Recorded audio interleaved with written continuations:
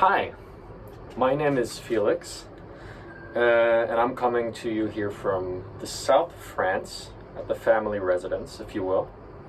This video is the first web video I ever make, pretty much about anything, and it's going to be about my TMS journey. This is a kind of success story, if you will, and so the reason for me making this one is because I watched a lot of these videos myself, and they helped me a lot in progressing and finally actually becoming symptom-free as of now. Knock on wood, anyhow. So this video I'm going to make in 4 parts. The first part is going to be just a little bit about who I am and who I was, and my struggles, pain-wise. And then I will also, talking about the pain, I'll dive quite a bit into the specifics of it, what I went through, for how long, and how it impacted my life, my quality of life. Thirdly, I'll take you through some of my experiences with Dr. Sarno's work and applying the TMS method. And also, lastly, I'll tell you a little bit about what it's like for me now, how I'm doing, and everything. So at first, well, I'm from Norway. I'm 29 years old. My parents are both musicians. I myself also studied as a musician. I became a drummer. I studied that for 4 years in Bergen, where I'm from in Norway, and also in Stockholm. Then after having taught a bit, playing music, kind of making a living off of that for 4 years, I believe, I went to law school afterwards, and that's what I'm still doing. And just finished my 3rd year out of 5 years, which it is in Norway.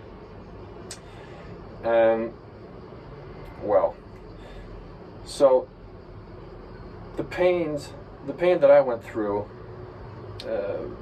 let me put it like this, it was over a 10-year span.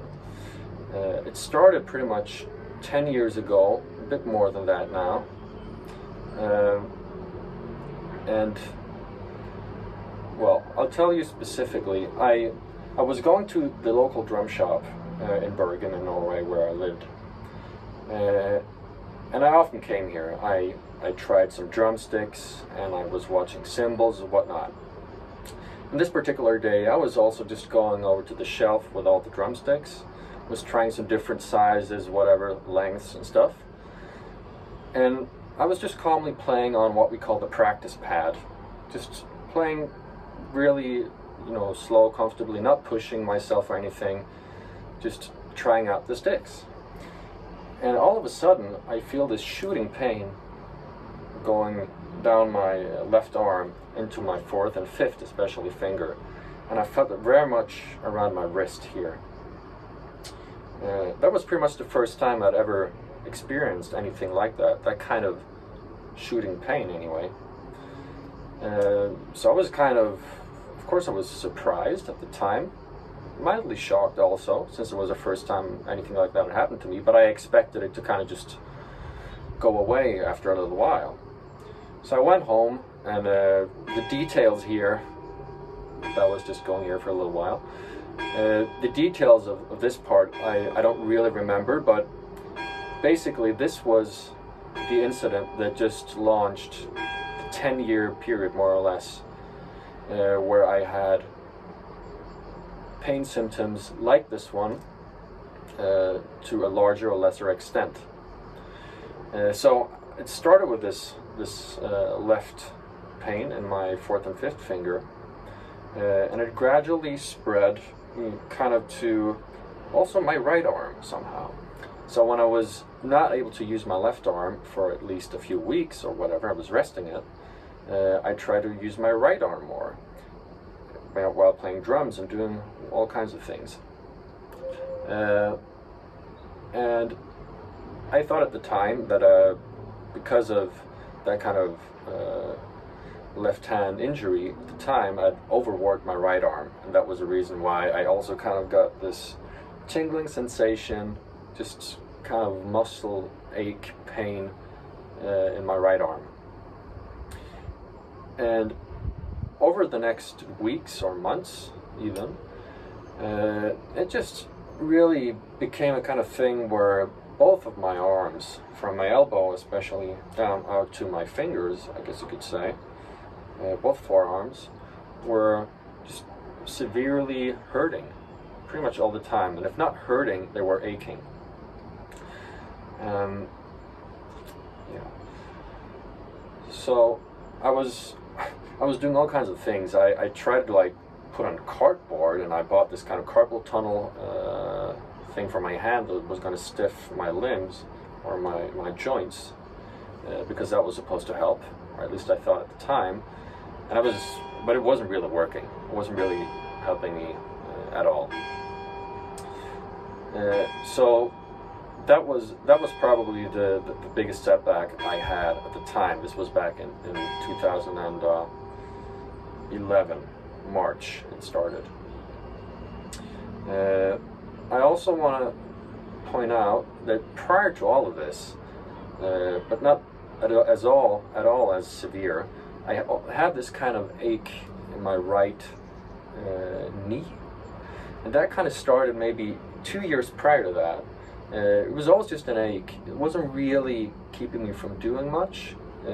I thought it was coming from me playing the bass drum with my foot on the bass drum pedal while playing drums, that I just done that too much or something. So it just kind of, I thought it was maybe a muscular tension thing and I just needed rest, but I wasn't paying too much attention to it because it didn't really keep me from doing anything I needed to do in my everyday life. But it was always there. It was kind of weird, and at the time it also kind of kept me from running and kind of jogging. I noticed just that I kind of quit doing those kinds of things that would put stress on my inner thigh or knee and this area. I'm just looking down here because I have some notes that I really want to make sure that I have some talking points that are in this video, because it's important, I think. So at this point, I also had this sensation, especially with the knee situation that I mentioned now. I got this kind of stiffness from my knee upwards to my torso, to my rib cage even. So I felt this kind of stiffness from here and down to my knee, and that kind of contributed to a sense of imbalance right to left, and which has also been a thing.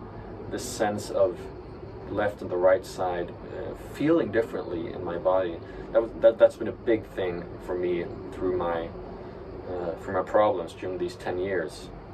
So I felt I was tense and everything, kind of maybe sunk together even a bit on my right side. And I was kind of convinced that was impeding me from, being healthy, and that it was a problem that had to be dealt with, if you will. Yes. And I also just continuously had these small kind of symptoms, these experiences of sensations that didn't feel good. I also had this point in my back here. It's just really random, around here on the scapula. It was also kind of always aching a bit, very often. And sometimes when I was using my left arm playing drums or working out or writing or something, I would often get this kind of ache also back here. That would kind of to me be indicative of, now I have to make sure that I don't overwork myself. So the things I've mentioned so far have been, physical pain and things in my mind. But also I had some things I could observe in my body. For instance, I did have kind of spasms, so I could see my muscles jumping and tingling, or vibrating, if you will, both on my left arm here, on my forearm, and on my right sometimes. And I could feel that also in my knee, the muscles coming from the upside into my knee. I would have these kind of spasms sometimes, and I kind of felt or thought that would be relieving, but I didn't obviously have any scientific reasons to know whether that was beneficial for me or not, or whether it was a bad thing even. Yeah, so all these kind of struggles I had now, this was 2010 or 2011, they eventually led me to trying to seek some help from professionals. The first thing I believe I tried to get help for was this knee, the aching knee, because I had my girlfriend at the time, a member of her family. He was a doctor, a physician, and he knew a lot about knees. He was working with this, he was a specialist. So I asked him about it, and he was kind of looking, checking out some basic stuff, that I don't really know anything about, not being a physician. But he didn't find anything wrong. But still, he did send me to the hospital and another surgeon or a specialist that would maybe be able to investigate more. And when I got there, he also, did some things and was looking at it and doing some routine checks and didn't really find anything either. But he said, I guess he said it was a muscular situation. So he told me that I should go and see a chiropractor or a physio. And he would maybe be able to kind of help me with some muscle relaxation techniques or other treatment. So I went there, and I think pretty much the first thing he started treating me with was what is called dry needling. If that's not something you're familiar with, it's a kind of acupuncture-like treatment where they find certain points of where they believe there is a tension or stiffness in the muscle, and they go in with a needle and release that. And he did that in my right hip. He found like various points, trigger points, which they are called. And he told me, he found a lot of tension, and he was able to release a lot of that. And I also felt that, because the muscle was twitching a lot, got a lot of these spasms. So that kind of felt good, I guess, and at the time. So I did that, and I went home after the first time. Was really kind of beat up with the muscle, because you can imagine, stinging a lot of small needles into your muscle is gonna hurt a bit afterwards also. And maybe it did feel a bit better. Maybe I got a bit better range of motion in my legs at the time or so, in my right leg. But long story short, it didn't really help me progress with my pain long term, and maybe not even short term. Maybe just immediate relief, but not really anything more at best. So I started getting the help from him, and he also started treating some of my arm pain, which was to me muscular. So he did the same thing with the dry needling. So it was in my forearm, up here, both right and left.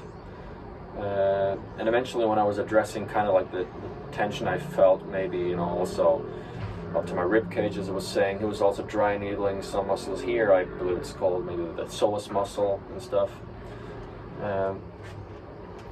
And also sometimes he went, points in my neck, maybe the tricep, maybe the bicep, even both sides. So I was quite beat up at the time, because I got this treatment every now and then, maybe on a weekly basis or every 2 weeks. And it felt. I had belief in this process, because he seemed like a very clever guy, and I'm not saying he's not today, but I was really thinking and hoping that this would be my solution to my problems. But again, it didn't really help. I probably did this for a few months at his place, but I didn't really get any progress.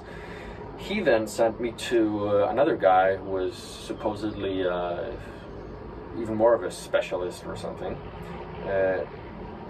Here also, he kind of did the same thing with the dry needling technique, also some massage.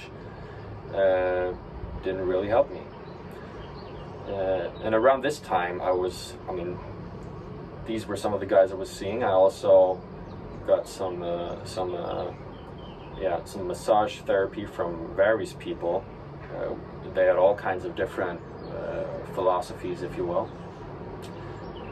But none of it really helped me. I wasn't progressing. I even went to another doctor, and he was giving me cortisone injections.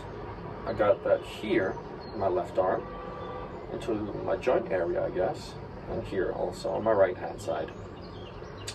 Didn't help. What more did I do? Well, at the very end, I guess, this is only maybe 2 years ago, I went to a specialist who had a lot of experience in curing people. He was kind of known to be the last guy you would go to if you didn't really get any successful treatment. So he had a lot of like chronic pain people who had come to him and supposedly, or actually, had helped a lot of them and cured them maybe for their pains. I went to him, started including like working into a routine with a program, doing certain exercises. His idea was kind of like I had to strengthen my arms and my body, and that I was too weak, and he could see some like imbalances and whatever. And I did that for maybe a year, and I was really disciplined in doing what I was supposed to do. Which I've always been with all the kind of like assignments physicians or whoever would give me. I was really diligent trying to do exactly what they told me, because the only thing I wanted was to get rid of my pain and just be healthy. Also, the thing that was kind of surprising with this last physiotherapist that helped me here was that I got a really sense of relief for my pain after having visited him the first time. And that was the summer 2 years ago, and I think I went for many weeks without having any problems really. I could lift things with my arms and not really having it hurting afterwards. I could do all kinds of normal things because I came from a place, you have to understand, I was not able to write a keyboard on my computer without feeling pain.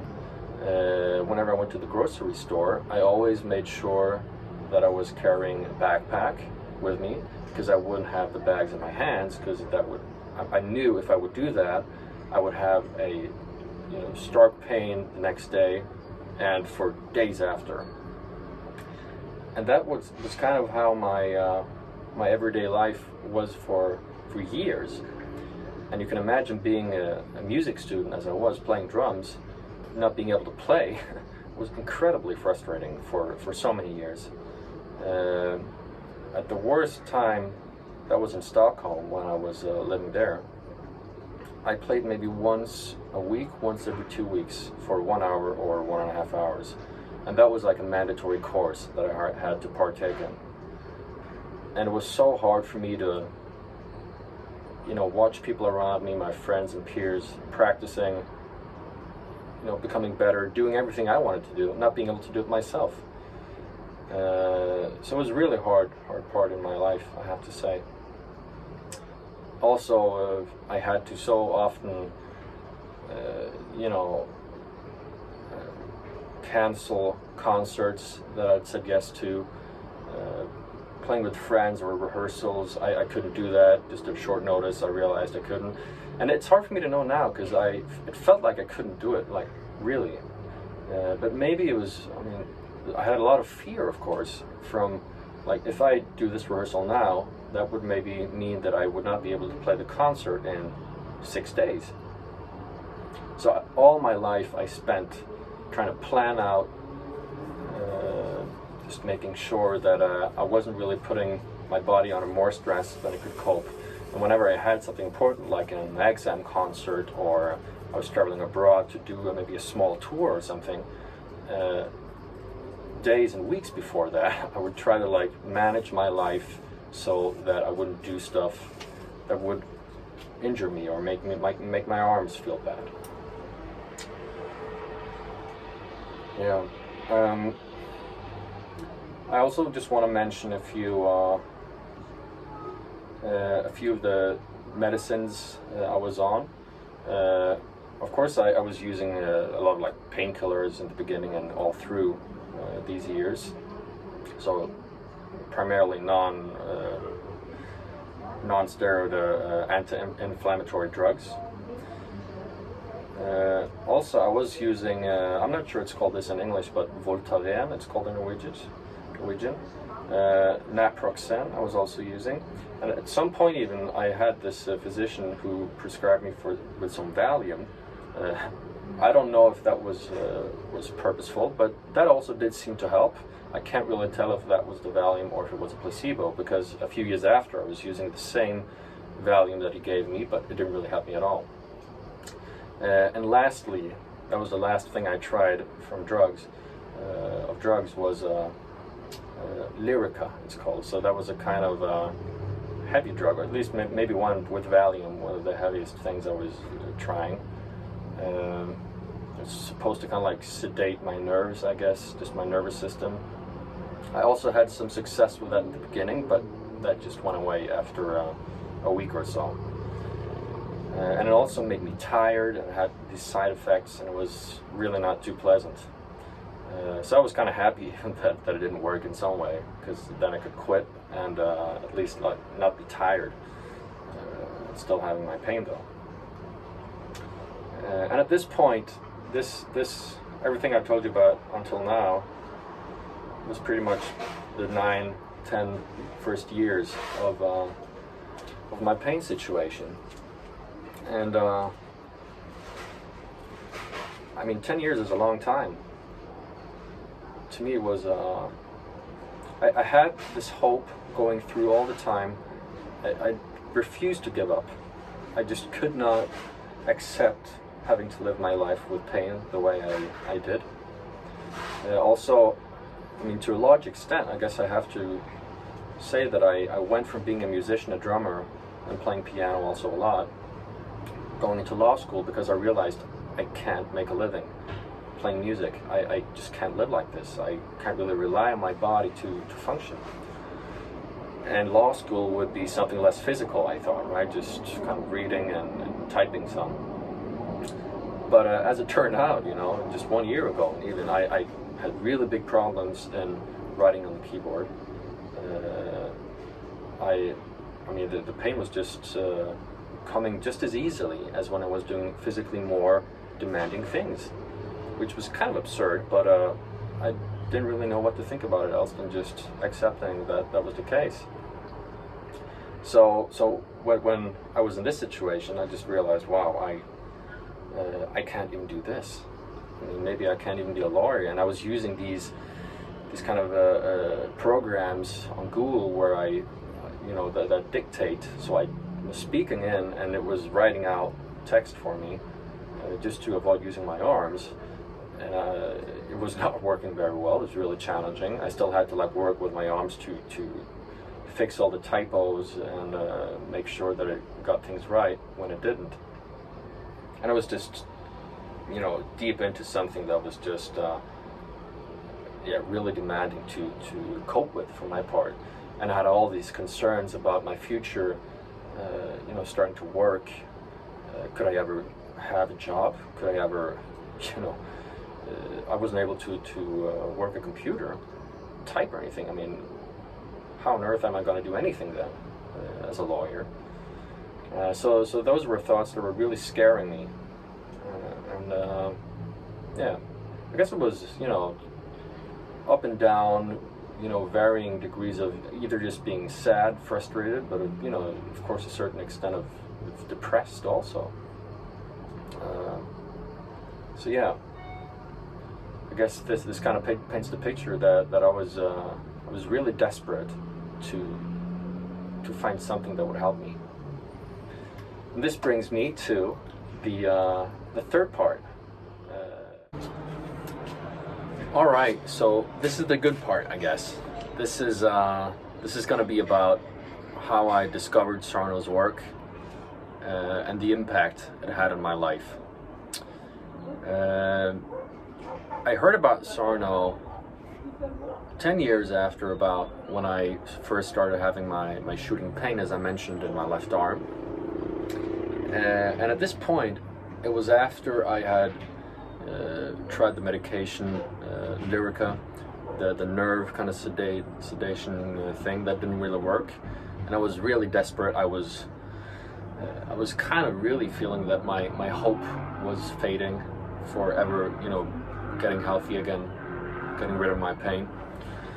And then this friend of mine had a friend from childhood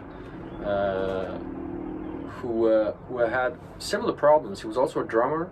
He had arm pain at the time, many years ago, and he found some of Sarno's work and started reading it, using his method, and kind of miraculously became pain-free.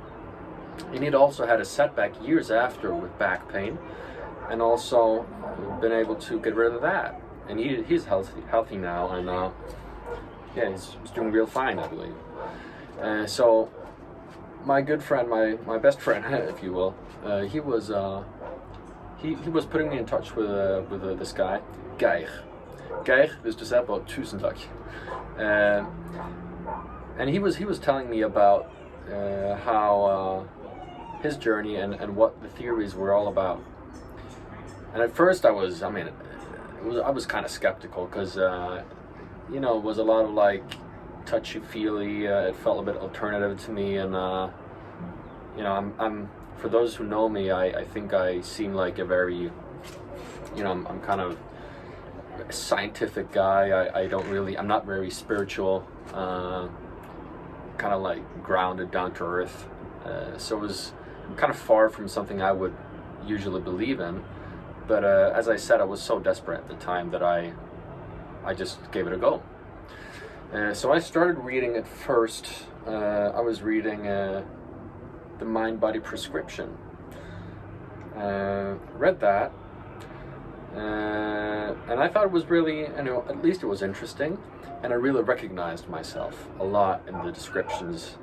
Because for those of you who have not read that book, or Sarno's work in general, there are a lot of like examples from kind of characters or personalities, different types that are more or less susceptible to this diagnosis, TMS. And there were all these kinds of things with being a perfectionist, kind of being compulsive, and I just saw myself right in that, a lot of these things.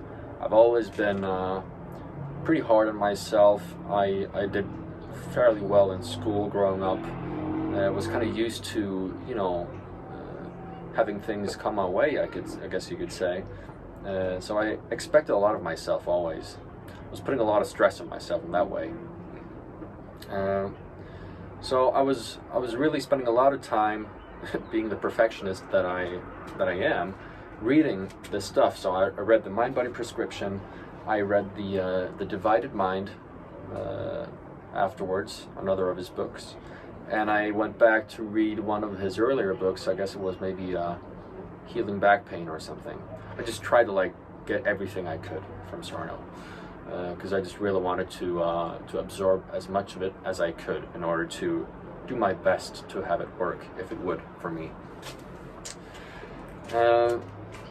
So I read Sarno's works, as I said, but I also, in the end, I read parts of a book by Ozanic. He's another author.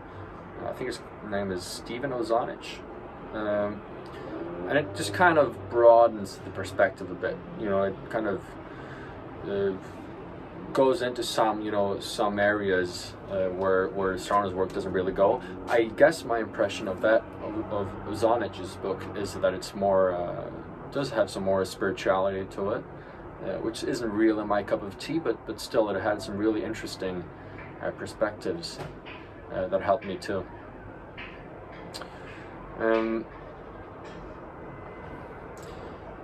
And not only was it about the different personality types, traits and stuff that kind of appealed to me and made it more authentic, it was also some studies that Sarno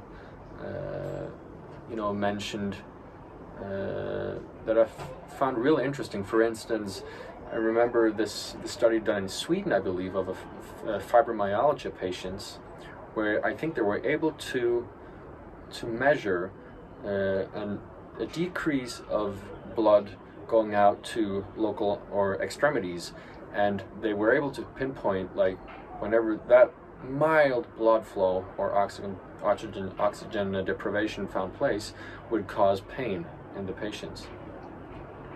And that's the basic thing about TMS, I guess, that the pain comes from just a mild deprivation of blood flow to certain limbs or wherever the pain occurs. So that seemed very plausible to me. And for those of you who are already into this, trying to make Sarno's method work, I guess you might already be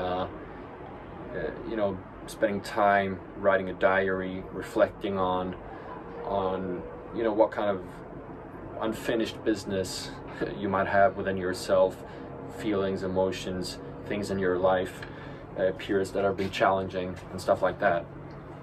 And for me, I want to say, I spent a lot of time just reflecting, trying to go back to the time where my pain began in 2011, March, trying to just identify if there was anything around that time that was, stressing me particularly, or was just challenging, demanding in my life. And I was able to find something there. For me, 2011 was 2010, 2011 was the first time I didn't really go to school for, my entire life, pretty much. I was supposed to started studying physics, actually, in Copenhagen. I went down there, was there for 3 weeks, came back, didn't like it, but also I had this kind of I got this kind of panic attack almost, kind of separation anxiety from just being alone in this new city to me. I realized I hadn't really thought it through, choosing physics, and I just kind of started imagining things like, oh, this is 3 years up, I'm going to do this, a bachelor's and then a master's, and I don't even like this. And the people I was studying with, they were all nice people, but I didn't know any of them really, and everything just stressed me out. So I just kind of succumbed to that stress, I guess, and I moved back to Norway. And just prior to that, also at the same time when school was over for me after 13 years or so, my girlfriend of 3.5 years had broken up with me. And that was really challenging for me. That was, we were our first kind of serious long-term relationships. We were like 16 to 19 and a half or 20 years old when we were together. So that was a big challenge for me also. But I was kind of coping with it all right. Or at least I thought at the time. And pretty shortly after, actually just a month or 2, 3, 4 months after, I got together with another girl. And we were together for a couple of years. But anyway, what I'm trying to say is this period was really challenging because so much was changing in my life. I didn't really have, I still had thoughts about from my first relationship going into my second. And it was really demanding for me to know where my heart was in with these two people, and I felt bad, for being kind of insecure with my new girlfriend, and it was just stressing me out. And then also just the sensation of of being, dependent on my family, my parents. When I moved back from Copenhagen to Bergen again, I was living with them, and I felt so weak, kind of ashamed, and I went home to, just having a holiday, or I wasn't doing anything real. I wasn't working. I had a year off basically after 13 years of school. So it was a challenging time for me. That's what I'm trying to say here. And that stress accumulated, I guess, or I believe today at least, that it did accumulate into this physical pain in March of 2011. Of course, you might ask, how do you know? It's not something you can prove. And that's right. That's absolutely true. I cannot prove it, and I don't know if that's the case, but I think this very period is the most plausible for having caused the pain I'm talking about here. But also other things just with the personality. I mean, I was aware. I was trying to identify situations where I would be overtly perfectionist, just going through my entire life, and also I was kind of trying to go back to my childhood. As I mentioned, this separation anxiety from my parents, feeling of dependence was something I was struggling with as a child for at times. So I was just really trying to identify those kinds of worries and the impact it would have on me mentally.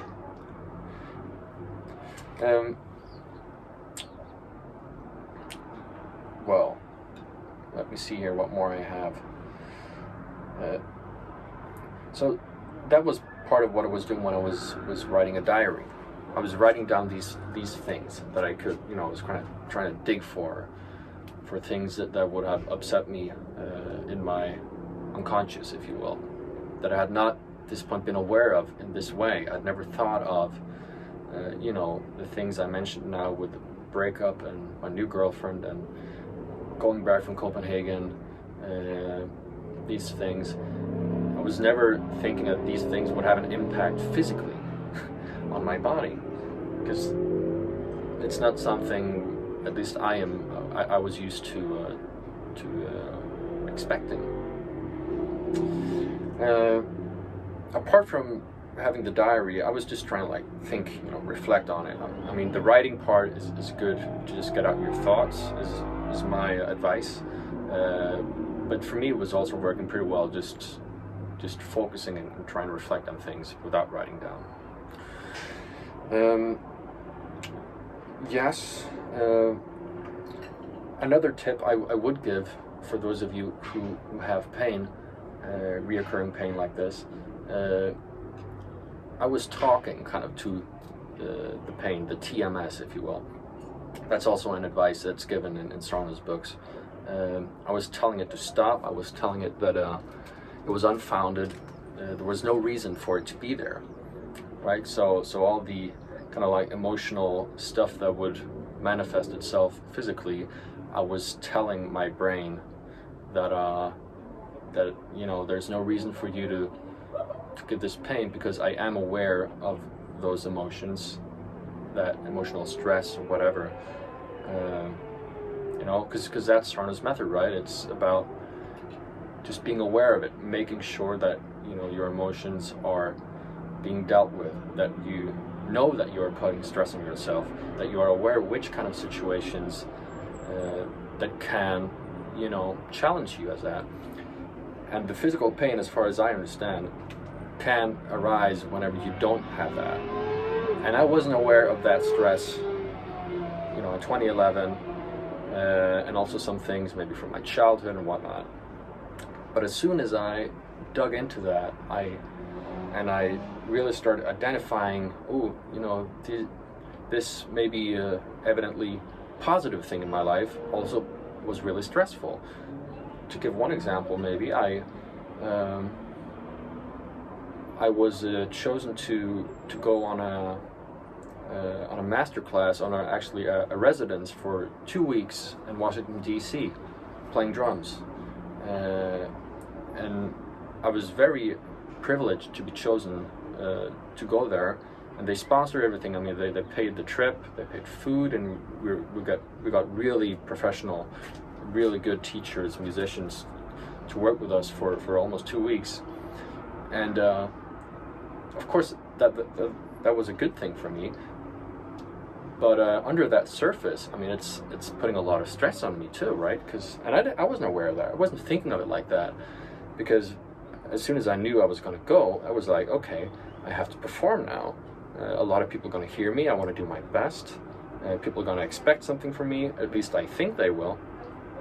All the things I mentioned about being, a perfectionist, those things are really, going to come up when I'm going to play there with all these talented young people, young peers, musicians. So yeah, that's just one example of something that I became aware of afterwards. So I did this kind of routine, delving into my past, but also just on a daily basis. What have I done today that would stress me? What kind of situations was I kind of not being true to my emotions, or the kind of inner child that we all have?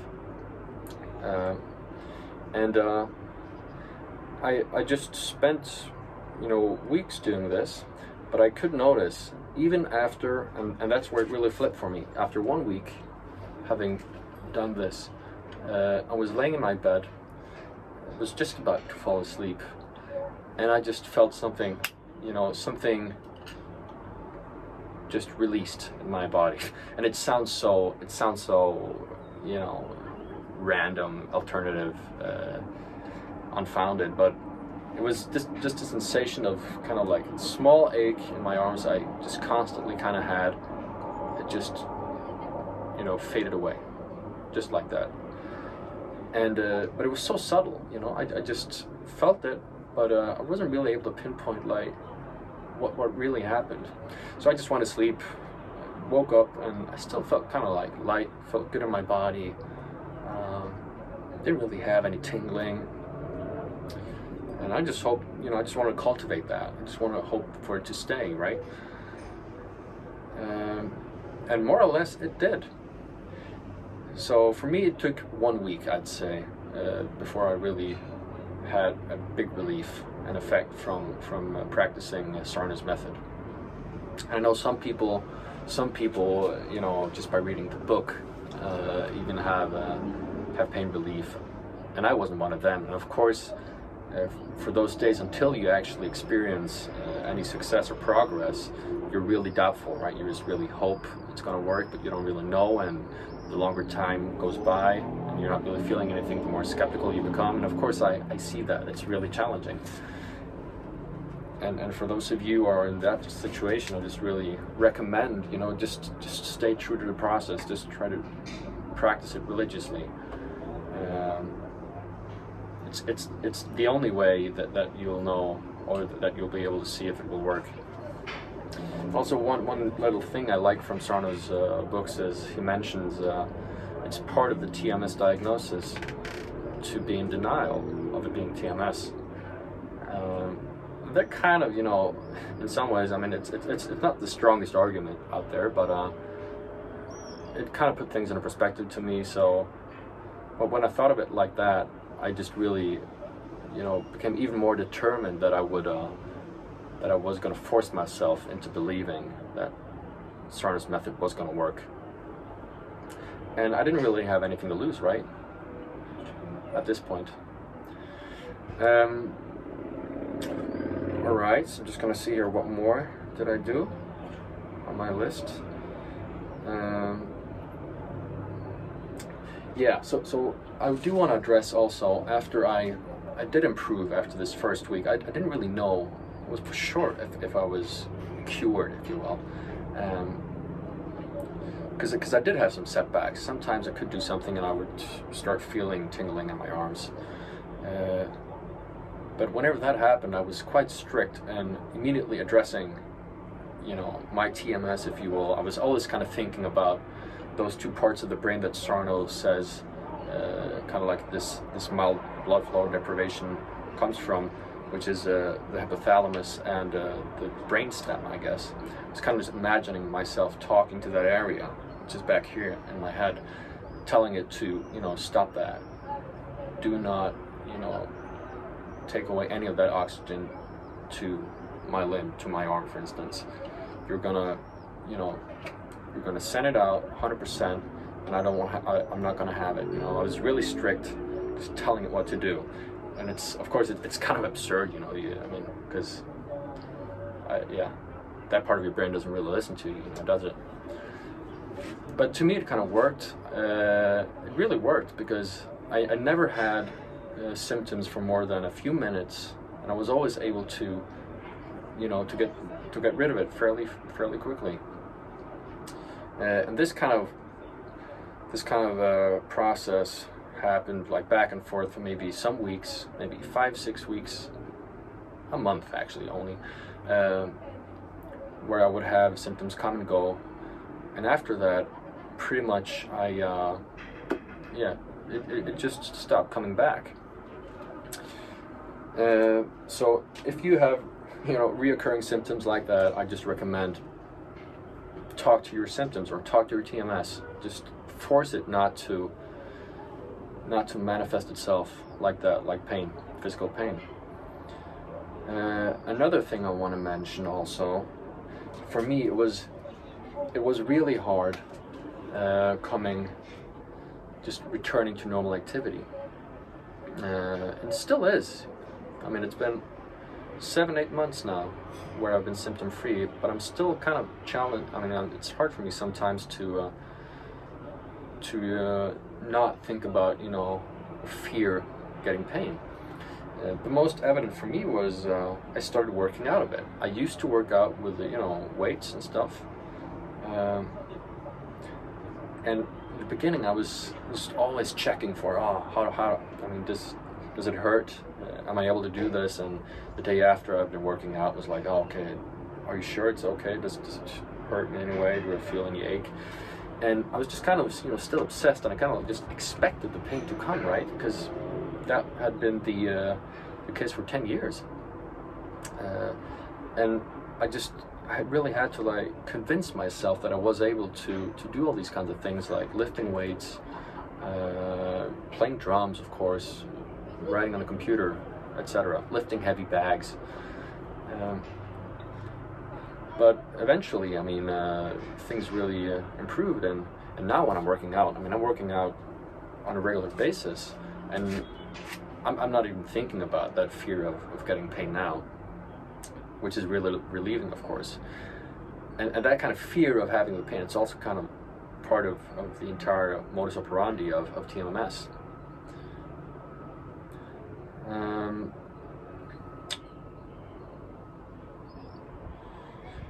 Yeah, so apart from doing what I've mentioned up until now, and the reason for making this video was that I also was watching some of the videos that were available of success stories on YouTube. I found a few, a lot of them were kind of oldish, not that takes away anything, but I just kind of would appreciate if there was something kind of up to date, a newer video with people still practicing Sarna's work and having success with it. So that's why I'm making this video. It still works. 2021, I feel really great. Also, not just watching videos, I was visiting the page tms.wiki.org, I think it's the name. I was reading success stories here. It's a very good page. I suggest you go there if you haven't already been there. Which is pretty much it, yes. And I also, when reading Sarna's work, I was reading it on an iPad, on a tablet, and I was kind of like trying to collect quotes that would speak to me in particular. So that's kind of a suggestion for me to you also, that if there are parts of his book that really speak to you, that kind of hit you, just try to like salvage that. Really just collect it, you know, copy paste it into a note, just keep it, and then you can read through that sheet of the quotes you have afterwards. And for my part, it's accumulated. You know, I have many pages with quotes from Sarno's book. It's kind of nice just to look into, you know, if you have doubts some days. Just kind of go there, and you'll see things that will kind of keep up, you know, the faith for you, I guess. And some tips, or I would give just advice, is to be thorough. I almost can't stress that enough. Be thorough when you do this, because I know people who are trying to do this stuff, and I see some of them not really spending the time, or you know, trying hard enough to do it thoroughly. And of course, it's just really important for you to really believe in the diagnosis, and to have any progress with this, is that you have to put in the time and do your best to force yourself into believing it, if it's hard for you even. And also, as Sarno mentions in his books, just really try to avoid seeking other treatment that kind of conflict with the TMS method, the diagnosis. So at the time, I was still on this nerve medication, and I quit that, and it was kind of important for me also, because if I hadn't done that, I would kind of like do two things at once that would really contradict with each other, I felt. But of course, don't do anything silly, if you will. I mean, of course you should, you know, consult with a physician, and it's not like Sarno's method is supposed to, or is actually working in all cases of pain, right? I mean, some instances of pain are absolutely necessary to treat with the medication. So be aware of that. Also, another tip: be patient. Be patient, really. Some people need, as I said, just the book, reading the book, and they're fine. Some people need a week, a month, maybe even a year, right? In Ozanic's book, people have spent over a year. I think he himself spent a lot of time, a long time, before he really got good results. Also, another thing, if you're doubting, which you probably are if you're doing this, because there will always be doubt. It's part of the diagnosis, right? As I mentioned, just do your best to convince yourself that that TMS is a real thing, and that this diagnosis is the right one for you. Yeah, so rounding up my current condition, as I said, 8 months now, symptom-free, more or less. I'm working on my computer, writing as part of my studies. That's no problem. I'm working out.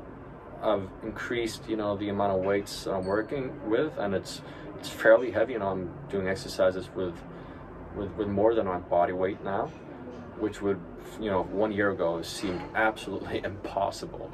But it's not, I just realized my body does work. There's nothing inherently wrong with my arms or any other part of my body.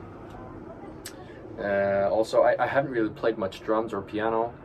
It's not because I can't, but it's because it's just not something I prioritize right now. But I do absolutely feel that if I would want to pick up on that again, I could, which is really good to know. And all the kind of planning that I mentioned earlier in my everyday life, and how to use my arms, and being afraid of the consequences, and not being able to do something in 4 days with my arms if I would do something today, all of that is just out the door. I'm not thinking about that at all. Yeah, so that's pretty much it.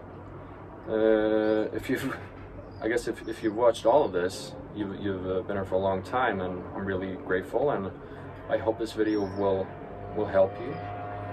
Of course, if you have any questions, just write in the comment section, and I'll try to make my best to help you also. All the best from France.